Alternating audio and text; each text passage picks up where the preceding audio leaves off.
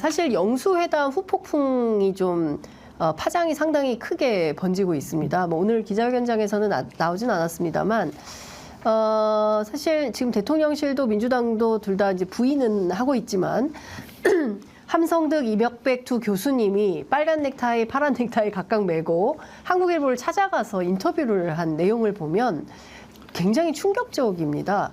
그리고 이후에 이명백 교수가 동아일보하고 통화한 내용을 들어보면 실제로 총리 추천과 관련해서 얘기가 뭐 별의별 얘기가 다 있었지 않습니까? 여권의 재편에서 뭐 이재명 대표에게 뭐 좀 견제가 될 만한 사람은 뭐 안 하겠다. 뭐 그래서 이제 원희룡 장관 이름도 거명이 되고요.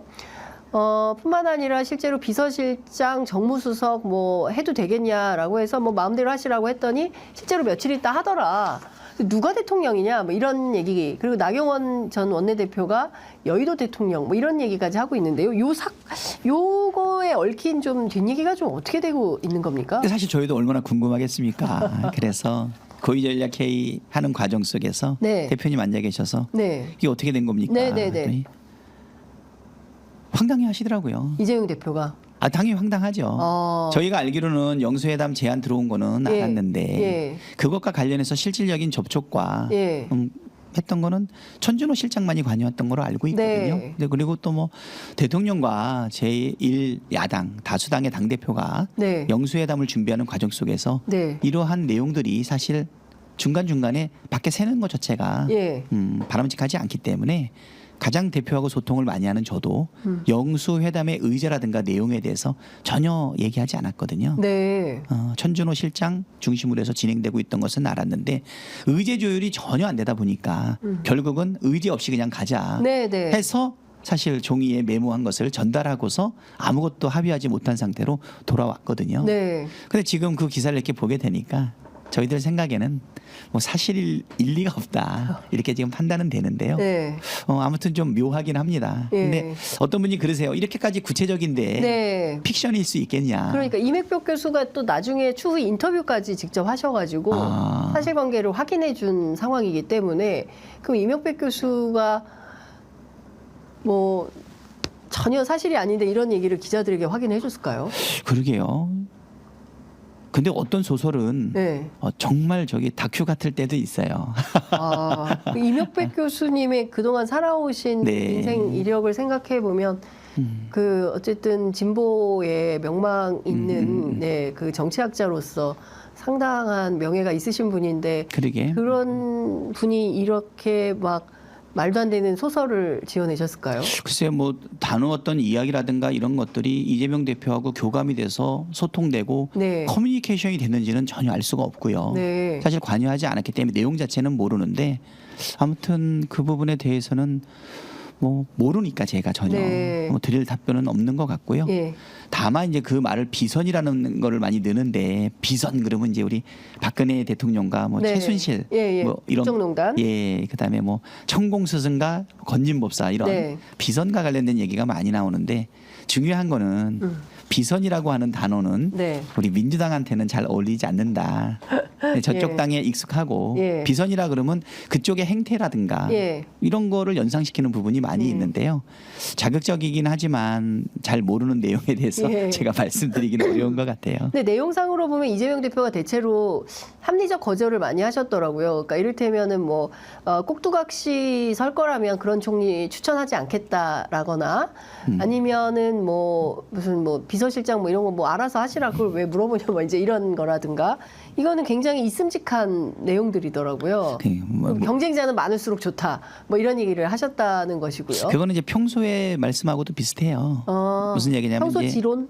지론이라기보다 우리 당에 어떻게 보면 사실 지금 뭐 원톱이잖아요. 당분간 이재명 대표를 말고 민주당을 대표할 만한 사람이 없는 것 아니냐 하는 부분에 대해서 모두가 공감을 하고 있는 것 같아요. 그러니까 이제 다른 주제로 갑자기 넘어가게 되는데 그래서 8월 말로 종료되고 있는 이재명 대표의 임기 그냥 그만두게 놔둘 수 없다. 이런 의견들이 당원들 사이에서 나오다가 요새는 의원들 사이에서도 상당히 나오는 것 같거든요. 연임설. 거기에 대해서도 대표가 어떤 의중을 보였으니까 이렇게 나오는 거 아니냐 물어볼 수 있는데 네. 이거는 제가 좀 알아요. 연인설은 확실히 안다. 요 설에 대해서는 네. 알죠. 왜냐하면 아까 말했던 뭐 영수회담 전후에 비선과 관련된 사전 조율에 대해서는 제가 전혀 모르고요. 네. 연인과 관련된 부분에서는 이재명 대표 아직 어떤 결정도 하지 않았다. 다만 이제 고민은 되겠죠. 예. 제가 원내대표에 출마하는 그 시점까지만 해도 네. 이재명 대표 임기가 8월 말에 끝난다라고 네. 생각을 하고서 제가 원내대표 선거에 출마를 했거든요. 네네. 많은 기간이 이재명 대표랑 맞출 시간이 많지는 않지만 4년의 국회의원 임기 중에 첫 1년이 가장 중요하고 또 그중에 4개월이 가장 중요하다. 네. 만약에 저쪽에서 동의하지 않으면 네. 우리가 패스트 트랙을 쓸 수밖에 없잖아요. 네. 처음에 런칭이 어렵지. 네. 그다음부터는 그냥 스케줄에 따라 가는 그렇죠. 거거든요. 예. 그렇기 때문에 8월 말로 종료되는 이재명 지도부 그때까지 내가 원내대표로서 네. 강력한 투톱 체제를 만들어서 정말 실천하는 개혁국회 만들겠다고 예. 하는 의지가 거기 있었던 거고요. 예. 빠르게 실천하겠다. 예. 그래서 뭐 몽골 기병대 얘기도 했고 지금은 그래서 개혁 기동대 얘기도 기동대. 나오게 된 거죠. 예. 뭐 우리 저기 뭐 레거시 미디어는 아니니까 예. 좀 우스갯소리를 하자면 찬대, 원대, 네. 기동대 이렇게 대대대 그래서 예. 기동단이라는 이름을 짓자는 말도 예. 있었는데 예. 강력하게 제가 영향력을 미쳐서 예. 기동대로 바꾸었습니다. 예. 조선일보에 따르면 이재명 대표가 직접 주변에 내가 연임하는 거 어떻게 생각하세요라고 묻고 다녔다라는 보도가 나왔는데요. 그건 사실인가요?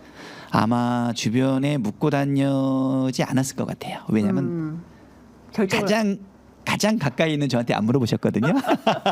만약에 그럴 수 있죠. 뭐 주변 다 물어보고 마지막에 저한테 물어볼 수도 있는데 네. 어쨌거나 대표는 이 부분에 대해서 네. 개인적으로는 가혹한 일이에요. 이거를 어떻게 생각할까요? 네. 오늘부터 병가 들어가셨거든요. 그러니까요. 예. 어디가 편찮으신 건가요? 뭐 말씀을 안 해주시네. 근데 치료가 가능하대요. 뭐 어떤 건지는 위중한 것은 아니죠. 치료 안 하면 안 좋겠죠. 대표하고 저하고 생각을 해보니까 예.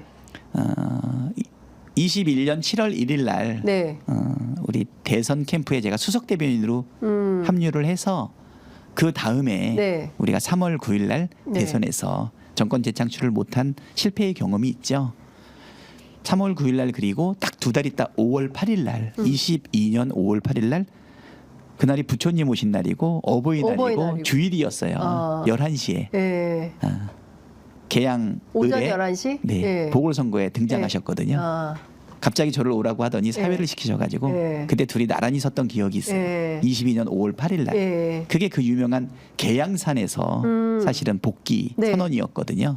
근데 어제가 제가 원내 5월 8일이었네. 예, 어제가 5월 8일이었어요. 어버이날이었죠. 네. 부처님 오신 날은 아니었지만 제가 원내대표로 금요일 날 선출되고 가진 첫 최고위원회였거든요. 그때 제가 원내대표로서 당대표 이재명 옆에 딱 서 있는데 두 장면이 오버랩 되더라고요. 22년 5월 8일은 실패를 딛고 아픔을 가진 상태에서 복귀하던 날이었고 그때는 후보자와 사회를 보는 의원으로서 옆에 섰는데 2년이 딱 경과한 오늘은 당대표와 원내대표로 같이 섰어요.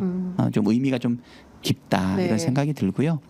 대표께서 어떤 결정을 내릴지 아직은 모르지만 아마 개인적인 소욕과 아니면 의무사항에서 고민하지 않을까.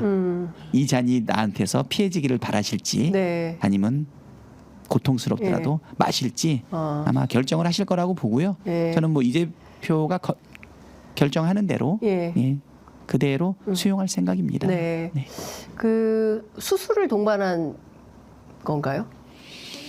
괜찮으신 게? 정확하게 얘기는 안 하세요. 일주일 동안 입원이 필요하다 그러시더라고요. 그러니까 치료를 위한 입원인지 그 치료의 방법 중에 외과적 수술이 있는지 아니면 그냥 내과적 수술만 있는지 저는 처음에 좀 휴식을 취한다 그래서 그 링거도 좀 맞고 뭐 보약도 좀 잡숫고 몸 좀 추스려라. 아까 이 얘기하다가 옆으로 잰 건데 21년 7월 1일부터 24년 지금 5월 9일까지 이재명 대표하고 저하고 3년을 진짜 하루도 안 쉬고 네. 뛰어왔던 것 같거든요. 정성호 의원이 오늘 아침 라디오에서 시술이라는 표현을 썼다고 그러는데. 시술? 예. 그러면 허리가 아프신가? 여하튼 네. 뭐 개인의 뭐 병명과 관련해서는 저희가 구체적으로 더 묻지 않겠습니다.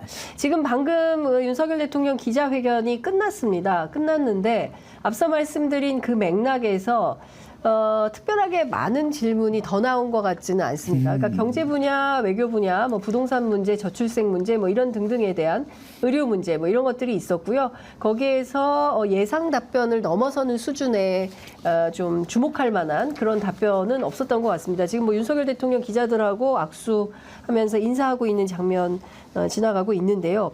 중요한 것은 앞으로 어떻게 할 것인가인 것 같습니다. 특히 원내 1당이고 또 제1야당인 민주당이 윤석열 정부의 사실상의 이제 전횡이 계속될 걸로 보이고 민정수석실을 신설해서 사정정국을 더 강화하지 않겠습니까? 그렇다면 더불어민주당 앞으로 어떻게 대응을 좀 해나가실 건지 사실은 거기에 방점이 좀 찍혀 있을 것 같습니다.